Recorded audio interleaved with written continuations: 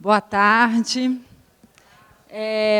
Fui convidada para falar sobre saúde mental em tempos de caos, né? Na modernidade, na vida agitada e moderna que temos todos nós. E eu achei curioso porque eu trago aqui sempre nas minhas palestras, no meu consultório, eu tenho uma atuação clínica, apesar de estar também na 98, já vai fazer 14 anos, mas a minha vida é na clínica, dentro de um consultório. O Johnny falou assim para mim: Simone, cadê a sua apresentação? Eu falei: Johnny, eu vou falar de emoção.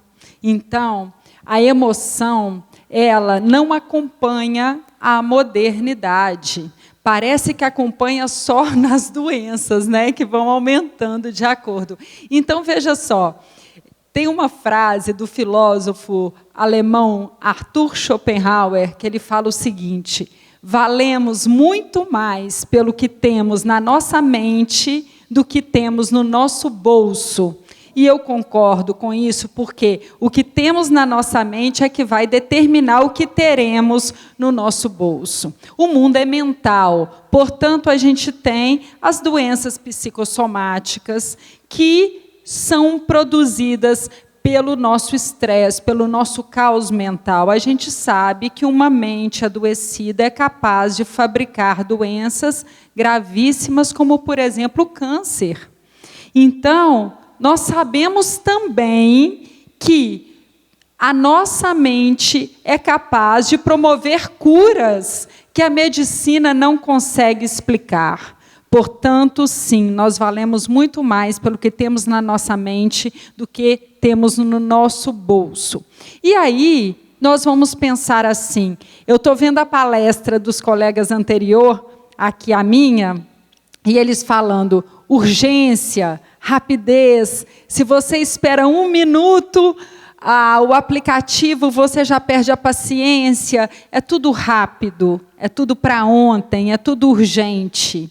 E, claro, isso tem um impacto negativo nas nossas emoções. Se a gente fizer um exercício de um tempo atrás, talvez assim, não sei, uns 30 anos, 20 anos, ou pouco mais, a gente tinha, ao invés das mensagens de texto, ao invés do e-mail, que já está ficando até desatualizado, né, esse meio de comunicação, mas a gente tinha carta. Eu já escrevi carta.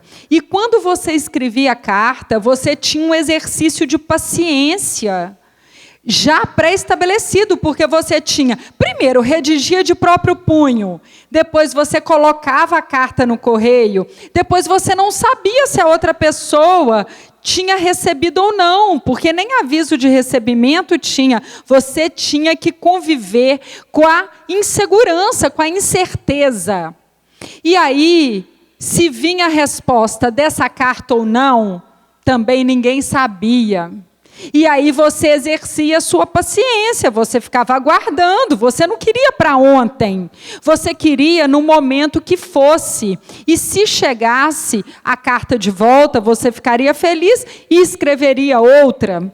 Agora, compara essa carta aos tempos modernos. Compara ao fato de você mandar um WhatsApp para alguém, essa pessoa está online e não te responder, como que isso é gerador de frustração? Isso no consultório tem até término de relacionamento, porque como pode a pessoa estar online e não te responder? Isso é emergência, é urgência, e claro que isso impacta na nossa vida, na nossa saúde mental, sobretudo se a gente não conseguir administrar. Portanto, o que temos na atualidade de mais comprometedor? Nós temos a ansiedade. Parece que é o mal do século, ansiedade. É tudo rápido, é tudo estímulo, é tudo você vê uma notícia, você vê uma televisão, junto com o celular, junto com respondendo mensagem, junto com conversando com outra pessoa concomitantemente.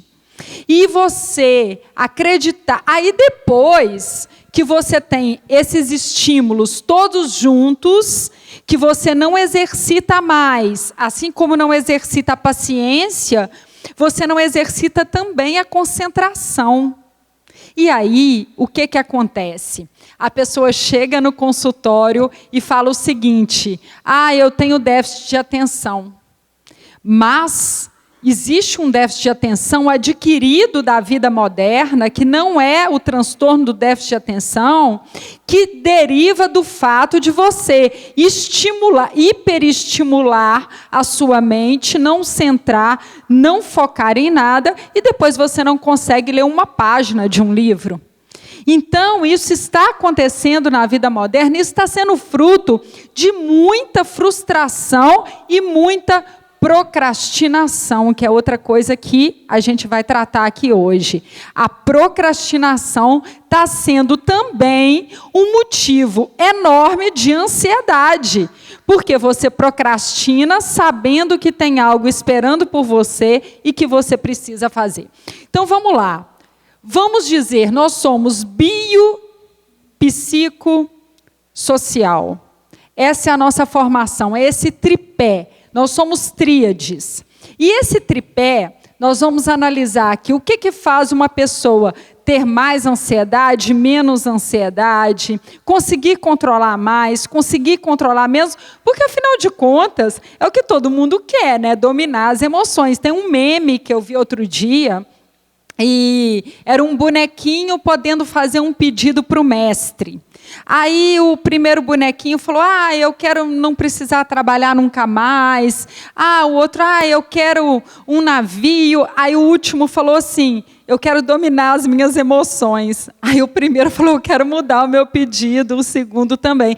Porque quando você domina as suas emoções, isso aí é de grande valor. As pessoas trabalham muito para conseguir ter disciplina, para conseguir dominar a raiva, para conseguir dominar o medo, para ter o enfrentamento e, portanto, para ter a preservação da saúde mental. Porque você ter a saúde mental num retiro espiritual, morando dentro do mosteiro, é muito fácil.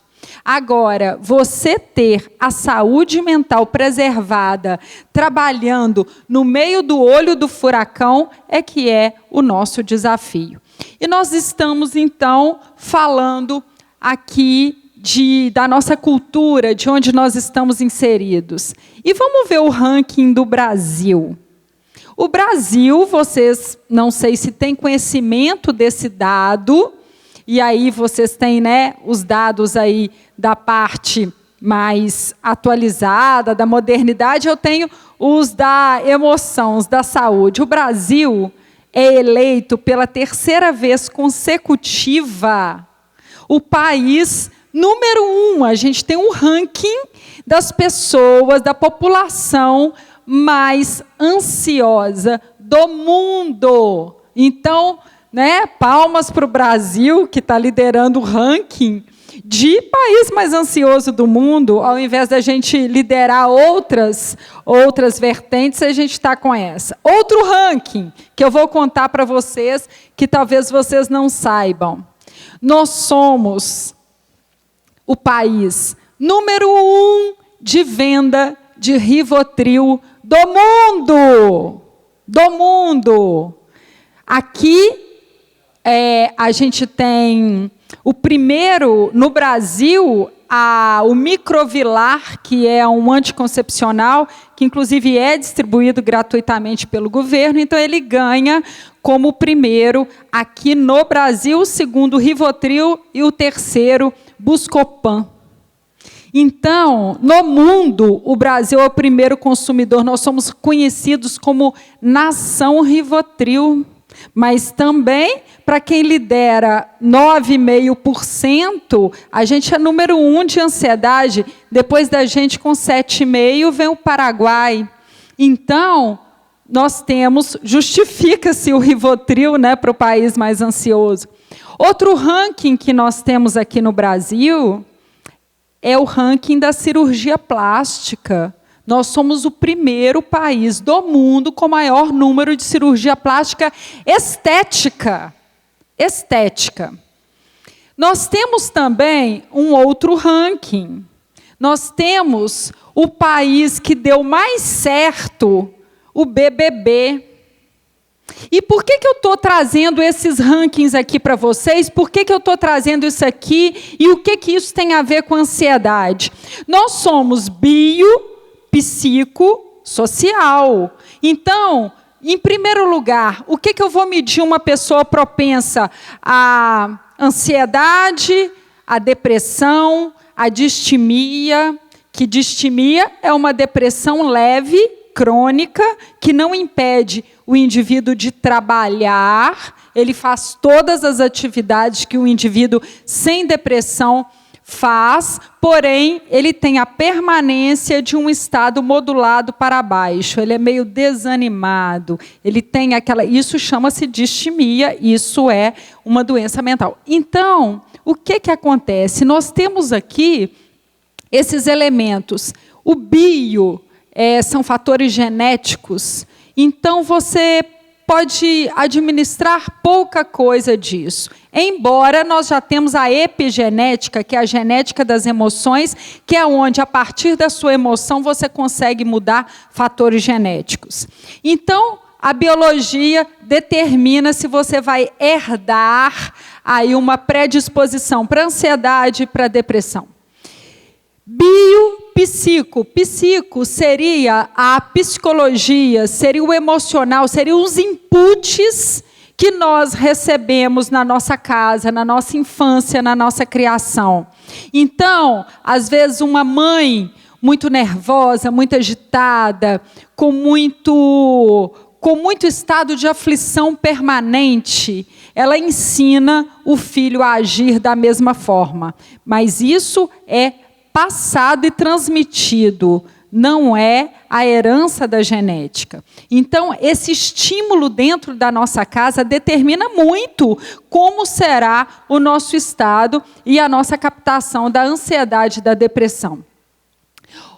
Voltando para o tripé que estamos inseridos, que é o biopsicossocial, a gente vai para o social, aí a gente depara com o país mais ansioso do mundo, isso sem falar que não é a minha área, mas é sabido por todos, o índice de desemprego, a insegurança que nós temos, né, ao transitar, a violência, todos esses dados, atrelado ainda ao país mais ansioso do mundo, atrelado ao país exibicionista, que privilegia a estética pelo ranking das cirurgias plásticas. Então, nós sabemos que a comparação é uma péssima conduta para nossa gerador de ansiedade. Porque quando eu olho para o lado e me comparo com alguém, e estou melhor que essa pessoa, eu tenho um sentimento de soberba. Se eu olho para o lado e estou pior que a pessoa, estimula em mim sentimento de inveja.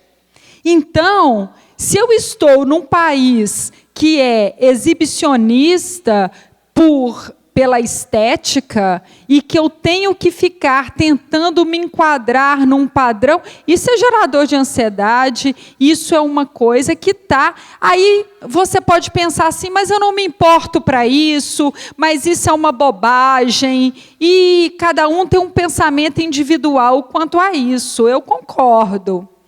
Porém, não podemos desprezar o fato de que estamos inseridos nessa cultura. Então, eu não me importo, mas eu estou inserida num contexto onde isso é maciçamente proliferado, estimulado. Então, claro que vai resvalar em mim de alguma forma. Talvez eu não penso assim, mas talvez uma outra pessoa na qual eu me relaciono pensa assim, talvez meu chefe.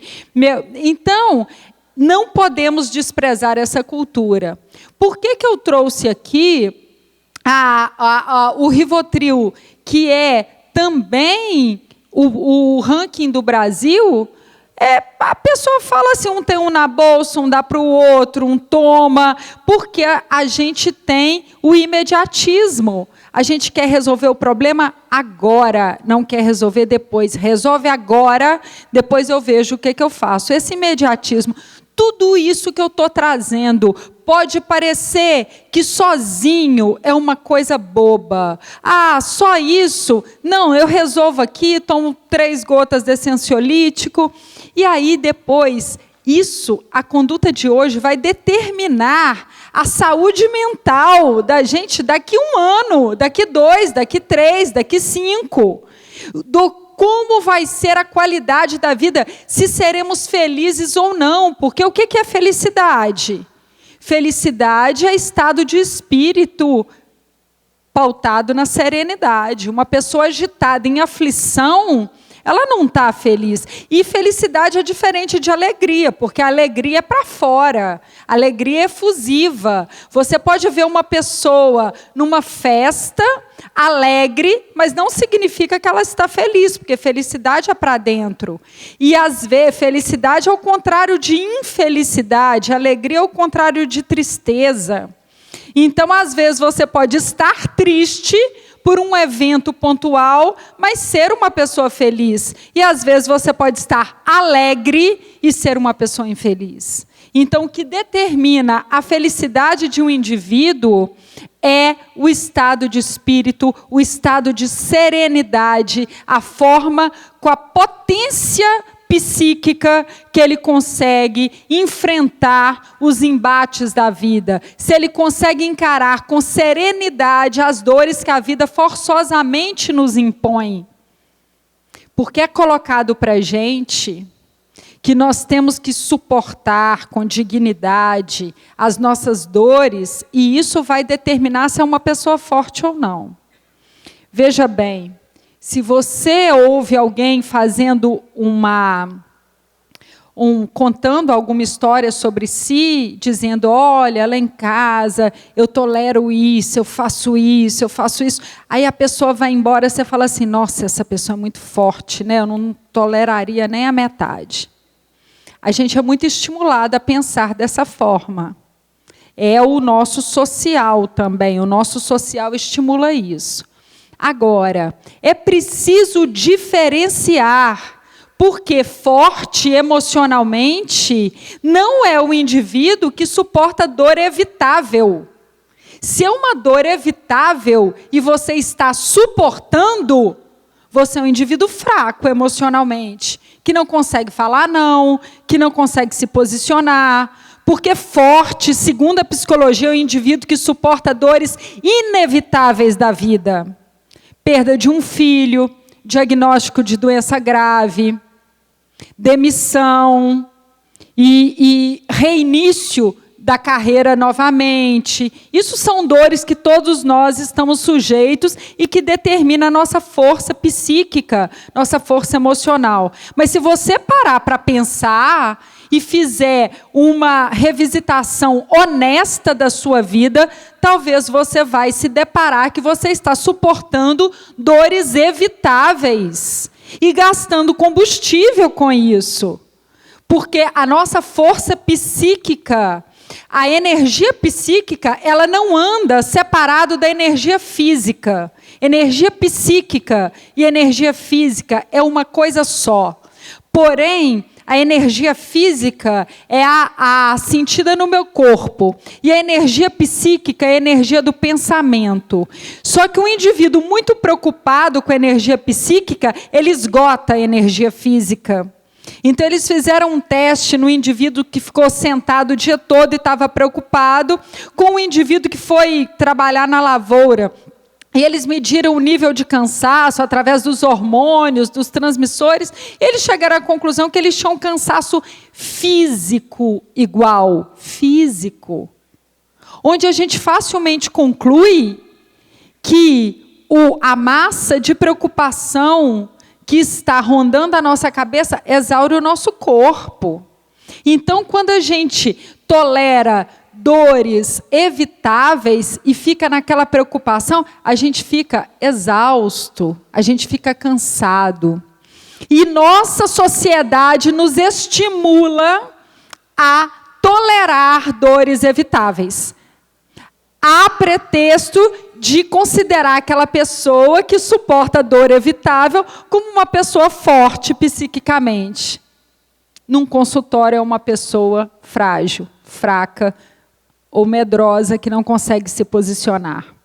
Outro estímulo que nós temos na nossa sociedade, que é extremamente gerador de ansiedade, são estímulos ansiogênicos. É a comparação, a ansiedade, fofoca. Por que eu falei do BBB aqui que deu certo no Brasil? País da fofoca. Agora, é curioso saber que no país da fofoca a opinião é tabu. Se você der a sua opinião, você pode ser execrado. Agora, a fofoca pode.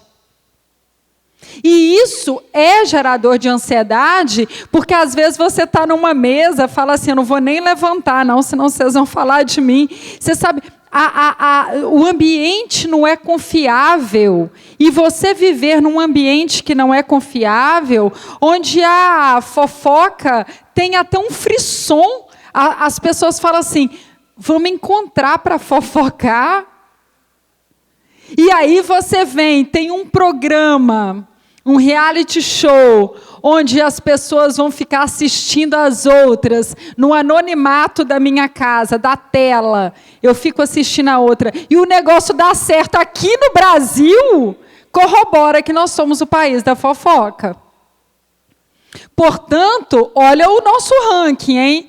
O primeiro lugar da cirurgia plástica, o primeiro lugar da fofoca, o primeiro lugar do Rivotril, o primeiro lugar do país com maior ansiedade. Nós estamos bem de ranking. Então, é no meio disso tudo que a gente tem que sobreviver e não deixar a nossa saúde mental ir embora. É no meio dessa situação. Então, assim, é interessante, primeiramente, a gente ter a dimensão de que, se a gente está com a nossa saúde mental preservada, primeiramente, é um mérito muito grande, porque nós temos tudo para derrubar, né? Dizia aquela marchinha de carnaval para baixo, todo santo ajuda, para cima a coisa toda muda. Então, para derrubar, você encontra vários estímulos. Para levantar, é só você. Então, a pessoa fala assim, o famoso sair do buraco. Qual o erro de quem está no buraco? É esperar alguém jogar a corda, porque, na verdade, ninguém joga. Ou joga ali, mas não é o suficiente para que você saia.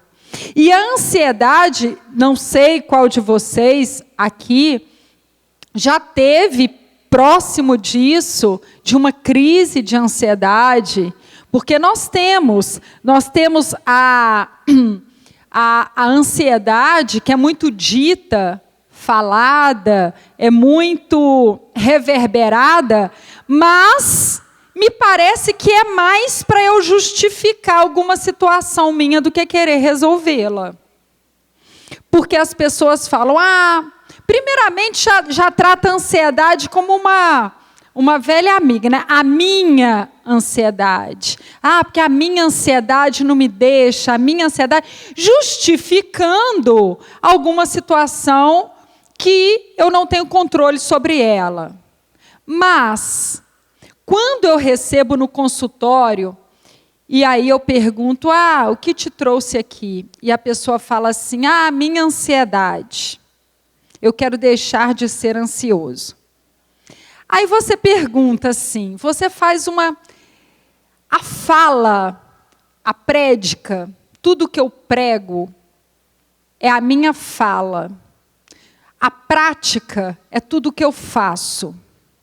Se uma pessoa não está com a prédica alinhada com a prática, confie na prática. Ela revela a real intenção desse indivíduo.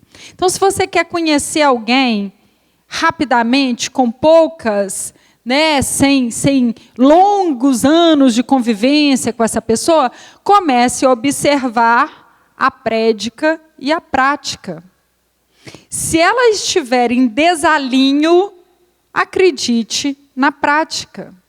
Então, vamos lá. Se alguém me procura num consultório para tratar a ansiedade, se alguém procura para tratar uma dependência química, um vício, e essa pessoa continua se comportando como alguém que não está dando passos rumo àquela melhora.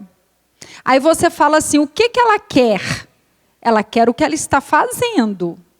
Aí você fala assim, mas não é possível, ela está no consultório, está pagando consulta, está comprando remédio caro, está fazendo isso tudo. Gente, a pessoa paga 1 ano de academia e não vai.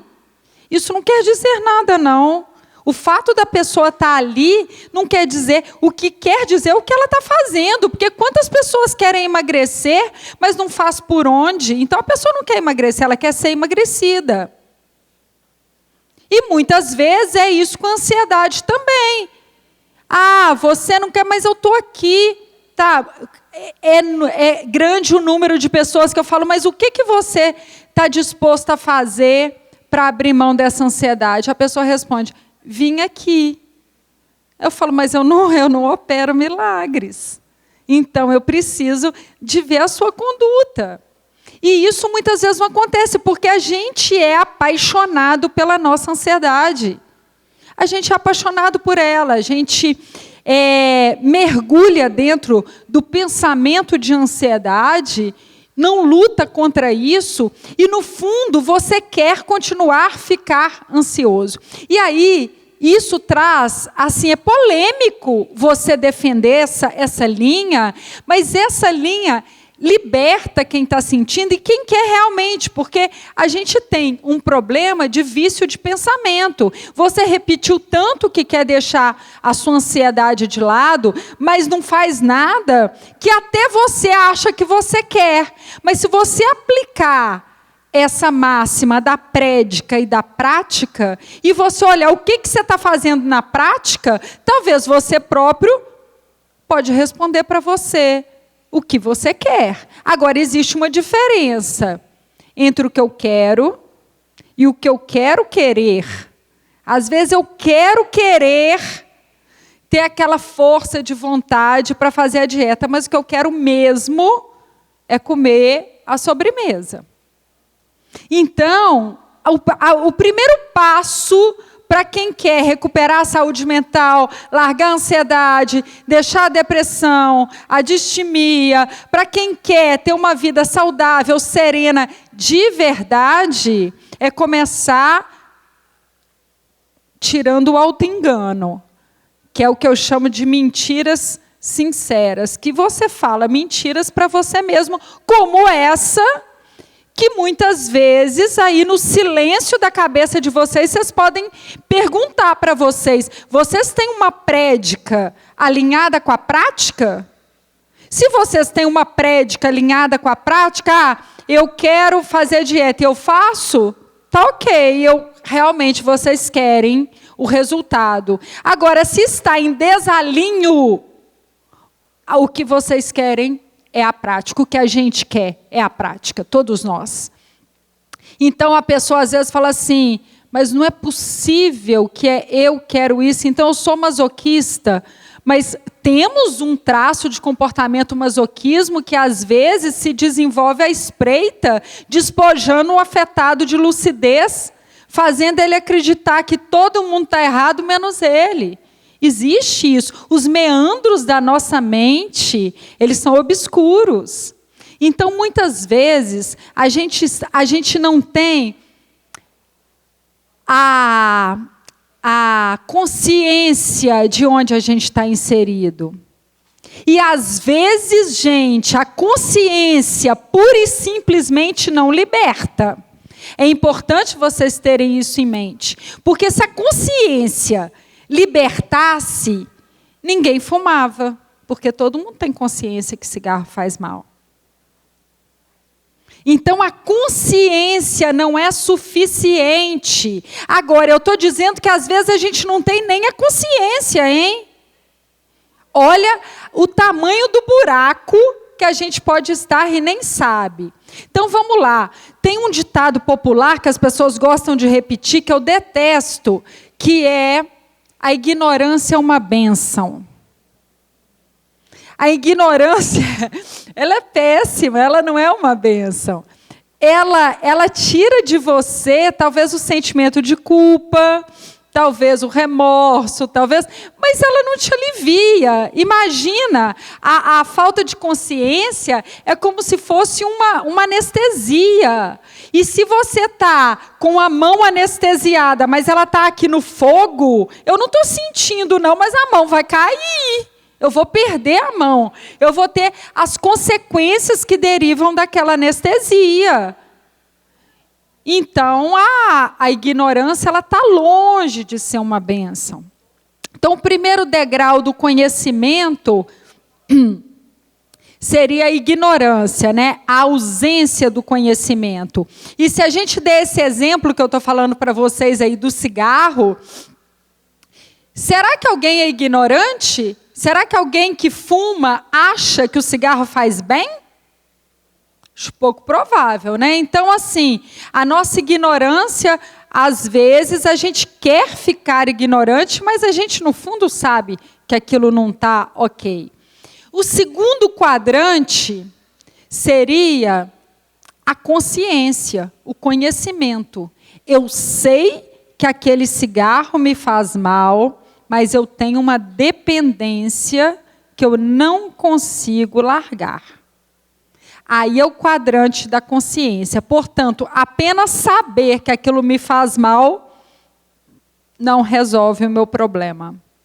Agora, eu tenho o terceiro quadrante, que é a consciência maior, que é quando eu ajo em prol daquela situação, eu consigo me desvencilhar dela. Então, voltando para a prática e para a prática, só quando eu coloco em prática, eu realmente adquiro a consciência maior. E aí, dando um exemplo do cigarro, o cigarro não é cabível mais na minha vida a partir do momento que eu tenho essa consciência maior. Então, volto afirmando e convidando todos vocês para fazerem um mergulho honesto dentro de si, e ver que se de fato vocês estão caminhando na prática para se livrarem da ansiedade, do pensamento catastrófico, do fluxo mental de pensamentos neuróticos, onde leva você a acreditar na iminência de tragédia. Então, a gente está, de fato, trabalhando nisso, ou estamos só querendo que aquilo saia? É a síndrome do desejo milagroso. É querer que aquele resultado inexista em mim. Então, assim, o alcoólatra, ele quer beber socialmente. Se ele pudesse beber socialmente, ele não teria o problema do alcoolismo. Então, tem determinadas situações cuja a minha fraqueza me revela que eu preciso trabalhar num quadrante diametralmente oposto. Não tem milagre na vida emocional, na vida das emoções que nos adoecem. Não tem, você tem que enfrentar as coisas do jeito que elas são. Outra palavra que é demonizada, né? É o radicalismo. Não pode ser radical, não pode ser radical? Eu nunca vi ninguém largando uma dependência química de droga sem ser radical. Não dá para usar uma droguinha só no final de semana. Tem que ser radical. Então, no campo das emoções, se você não colocar uma lupa no seu comportamento, o que você está fazendo para você, de fato? Então, muitas pessoas vão em consultório, vão no psiquiatra e tomam antidepressivo, tomam ansiolítico, e eu não sou contra a medicação, acho que ela está aqui para nos auxiliar. Porém, se for necessário e se eu estiver caminhando, porque se eu não estiver caminhando, sabe o que será a medicação na minha vida? Um cheque especial. aquele dinheiro não é meu, estou pegando emprestado e aquilo ali está acumulando uma dívida que pode se tornar algum dia impagável. Então é importante a gente ter noção de como anda o nosso índice de ansiedade e não colocar. Agora, eu afirmo categoricamente para vocês, como profissional da área há bastante tempo, que é possível você conviver na agitação do mundo moderno, preservando a sua saúde mental sem um estado de agitação, de ansiedade. O estado de ansiedade não é um estado natural. Agora, se você está ansioso, porque você tem uma prova amanhã, passou a prova, passou a ansiedade, e essa ansiedade é uma ansiedade que deriva da expectativa, aí sim, ela está alinhada com o evento que vai acontecer. Agora, viver em estado de ansiedade, quantas pessoas vão com crise de ansiedade? Tem a TAG, transtorno de ansiedade generalizada, que é caracterizada basicamente por uma agitação interna, onde a pessoa tem sudorese, taquicardia, tem a crise do pânico, tem a ansiedade que revela no âmbito social, a pessoa não consegue transitar no meio social, que vai dando uma agonia, vai dando uma agitação, e ela não consegue transitar em evento sem ter a serenidade. Isso está longe de ser um estado natural ou que possa ser convivido, né? Eu trouxe aqui para fazer com vocês o seguinte: eu estou falando de ansiedade, estou falando de transtornos, né, depressão, distimia, mas, sobretudo, dessa ansiedade no mundo corporativo, a iminência do porvir, essa agitação, essa aflição interna que vai somando e virando quadros depressivos, quadros instalados. Então, eu trouxe aqui um medidor para a gente ver como que vocês estão. Cada um vai fazer em silêncio, né? Não tem que se revelar, não. Como que está a ansiedade de vocês? Eu trouxe algumas perguntas que é para vocês falarem só sim ou não. E vai contando aí, né, no dedo, que são 10 perguntas só de sim ou não, para a gente ver como é que está o seu equilíbrio emocional. Então, é um medidor de equilíbrio emocional. Pergunta número 1. Você já acorda cansado, com a sensação que o seu sono não foi reparador? Sim ou não? Precisa responder não, tá, gente? Só vai contando aí. 2. Você sente constantemente um estado de agitação, um estado de euforia. Euforia é ruim, tá? Não é aquela euforia da alegria, não. Uma euforia, uma coisa interna agitada. 3. Você tem a sensação de que você vive com o nervo à flor da pele? Sim ou não? 4, tem gente que chega no consultório e fala assim: acho que eu vou matar um. Fala assim, é nervo à flor da pele, muito mais do que isso. 4, a sensação de que tem algo para resolver, mesmo já tendo resolvido tudo. Você já resolveu tudo, mas aquela sensação de que, será que eu estou esquecendo alguma coisa? Falta alguma coisa? Aquele estado de vigília, sim ou não? Você tem a sensação de que se você não estiver por perto, nada vai acontecer, nada vai sair direito, que você está ali, que você é imprescindível. 6, você tem um estado de constante irritabilidade, aquela tolerância zero, estopim curto, você está ótimo, aconteceu uma coisa, aquilo acabou com tudo seu, ou seja, está sem gordura para queimar. 7, a lentidão do outro te irrita?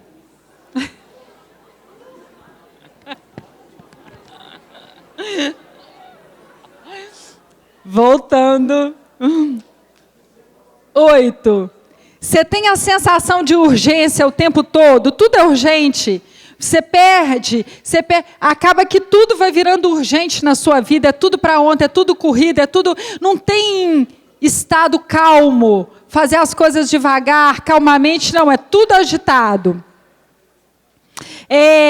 9, você sente em alguns momentos do seu dia respiração ofegante, você está ali tenso, com o rosto tenso.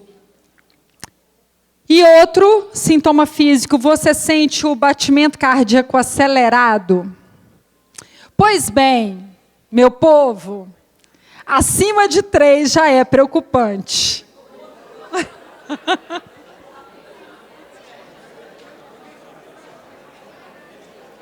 Vou deixar o meu cartão aqui.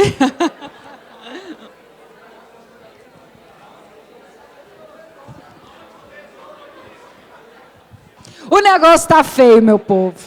A ansiedade está para todos os lados. Agora, nós temos que fazer algumas coisas para que isso não aconteça. Porque esse estado emocional agitado, ele tira a nossa qualidade de vida e ele somatiza. A doença que a gente vai ter daqui 1 ano, 3 anos, 5 anos, é o estado emocional que a gente está vivendo hoje. Então isso é muito preocupante. Isso é muito preocupante. Devemos zelar pela saúde emocional mais do que pela saúde física. Porque o que adianta você estar com a saúde física intacta e você está com o emocional sem conseguir sair de casa porque tem uma fobia social, tem uma depressão incapacitante. Então, ainda bem, porque antigamente as pessoas não faziam muita academia, depois foi virando uma moda, e ainda bem, né, de fazer a selfie do corpo sarado, da barriga trincada. Agora imagina uma selfie de uma mente equilibrada, é tão bom quanto, né? Dos dois, então, fechou. Agora, o que a gente precisa fazer? Por isso que volta a citação que eu fiz inicial aqui, valemos muito mais pelo que temos na nossa mente do que temos pelo nosso bolso. E a saúde mental, em tempos de agitação, de modernidade, como que nós vamos fazer para conduzir isso de uma forma propositiva? Primeiramente, eu espero que vocês tenham feito esse mapeamento honesto para saber se vocês estão conduzindo na prática o que vocês falam na prédica. Isso é a primeira situação.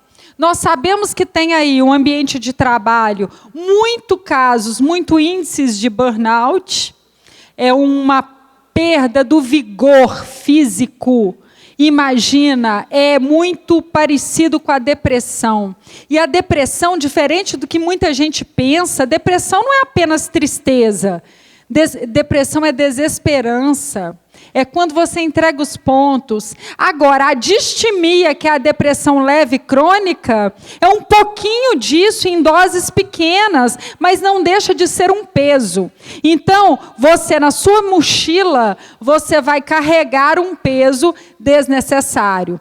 Então, para a gente fazer esse medidor honesto, a gente tem que limpar, é não colocar poeira debaixo do tapete.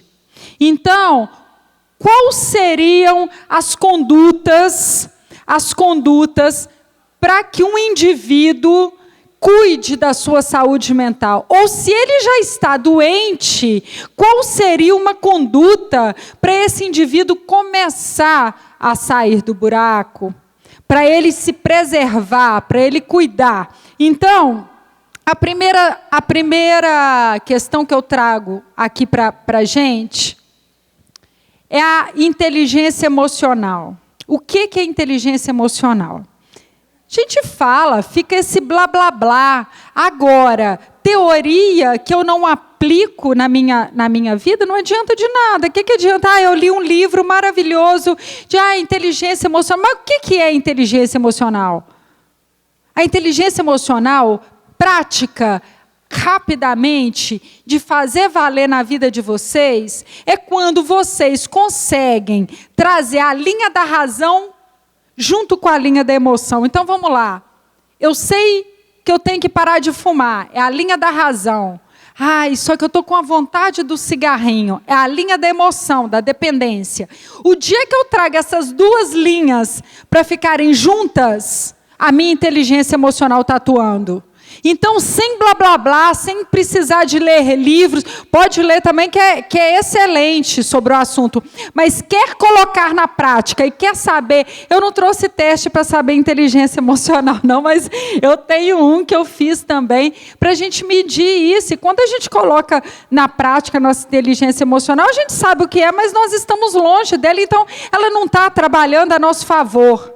Eu preciso pegar a minha inteligência racional cartesiana e jogar para emocional. E eu jogo para emocional cada vez que eu consigo juntar essas duas linhas. Portanto, na vida de vocês, se você sabe que tem que fazer algo, mas você está com preguiça, não quer, ou está empurrando, ou tem vergonha, ou tem medo, então a razão está aqui, a emoção está aqui. Quanto mais rápido vocês juntar as duas, mais inteligência emocional vocês terão. Mais domínio da emoção vocês terão. E a inteligência emocional é o primeiro item para você evitar as doenças mentais, a ansiedade, a depressão. E conseguir administrar morando dentro de um copo do liquidificador, que é a vida, né? Porque a gente não pode dar uma pausa na vida para curar a nossa ansiedade. Então, o domínio das emoções através da inteligência emocional. Inteligência emocional implica também no autoconhecimento. Outra palavra que fica maciçamente sendo reverberada, mas na prática. Vocês se autoconhecem? Vocês se conhecem? Você sabe qual seria a reação naquela situação? Você consegue prever? Você parou para pensar o que você faria? Ou a gente vai vivendo no vai da valsa? Porque o autoconhecimento, ele nos convida a saber aonde que eu sou boa, onde que eu consigo fazer, e ele consegue me mapear, isso aqui não é para mim, então eu nem vou entrar nessa discussão ali, ou então não, aqui eu estou com medo. É igual o tímido vai no meu consultório e tenta me convencer de que ele não gosta de festa. Ele não tem parâmetro para me afirmar categoricamente isso. Ele só vou acreditar que ele está falando a verdade o dia que ele estiver sem a timidez, aí sim ele pode falar se ele gosta ou não da festa. Porque o tímido detesta transitar no meio do evento, no meio das pessoas, então ele arruma justificativa para convencer a ele próprio de que ele não gosta. Agora, esse convencimento está contaminado. Então, eu preciso me autoconhecer, eu preciso saber o que eu tenho condição de resolver, o que eu não tenho, a briga que eu quero desenvolver aqui não. Abandonar o controle é a filosofia de Epiteto, né? Epiteto nos convida a nos preocupar com a situação à medida que ela for acontecendo. Claro que eu fazendo a parte que me cabe e a parte que eu não tenho controle. E se vocês fizerem uma lista da preocupação de vocês, talvez 50% no mínimo delas você não tem controle. Controle que eu me refiro é algo que você pode fazer em prol disso. A nossa saúde nós não temos controle, mas eu posso cuidar dela, fazendo atividade física, dormindo, comendo bem, mas isso não significa que eu estou imune de algum diagnóstico de doença. Válvula de escape, que é necessário para a gente ter um equilíbrio na nossa vida. Muitas pessoas, quando vão pegar um hobby, um prazer, uma válvula de escape, ela é autodestrutiva. Então, ela piora ainda mais o indivíduo do que muitas pessoas se medicam bebendo. Então, é uma questão importante a ser pensada. Sabemos que corpo são, mente sã, então precisamos cuidar da nossa atividade física, da nossa alimentação, o sono, para que a gente tenha a reposição dos nossos neurotransmissores. É um sono que ocorre de 9 da noite às 5 da manhã. Ninguém dorme às 9 da noite, mas é o horário. Portanto, se eu for dormir mais tarde que isso, eu corro o risco de não estar repondo. E a importância da autoestima na preservação da saúde mental. E aí eu vou terminar com a autoestima. Outra situação que muitas pessoas falam da autoestima, considerando, fulano de tal comprou uma roupa nova para fazer bem para a autoestima, fez uma cirurgia para fazer bem para a autoestima, fez bem para a vaidade, fez bem para o espelho, porque a autoestima é para dentro. A autoestima não é para fora. A autoestima é um jogo interno que acontece silenciosamente, não aceita mutreta nem maracutaia. Se eu prometo para mim que vou fazer ginástica todo dia e faço, eu sinto orgulho de mim. Então, o juízo de valor, a autoestima sobe. Se eu prometo algo e não cumpro, eu vou contar para mim que eu sou um preguiçoso. Então, a autoestima desce. E na preservação da saúde mental, que está tudo alinhado com não tolerar as dores evitáveis, a gente ter a consciência maior, alinhando a prática com a prédica, está alinhado também com as nossas condutas que irão determinar a nossa autoestima, que é o combustível que vai nos proteger das patologias da ansiedade e da depressão. Pois bem, chegou ao final com a minha palestra, espero ter contribuído para vocês aí ter esse mergulho honesto, né, no interior de cada um. Queria aproveitar a oportunidade também e convidar vocês para me acompanharem nas redes sociais. E hoje eu escolhi aqui a feira para lançar o produto que eu estou também trazendo o meu infoproduto, que lá no link da aba do meu Instagram, Simone de Molinari, vocês têm acesso, que são 10 sessões de terapia feita de forma passiva, sem a interação do paciente, só a do terapeuta. É o produto que eu lanço hoje, que está alinhado com a saúde mental em tempos de caos. Então é isso, muito obrigada.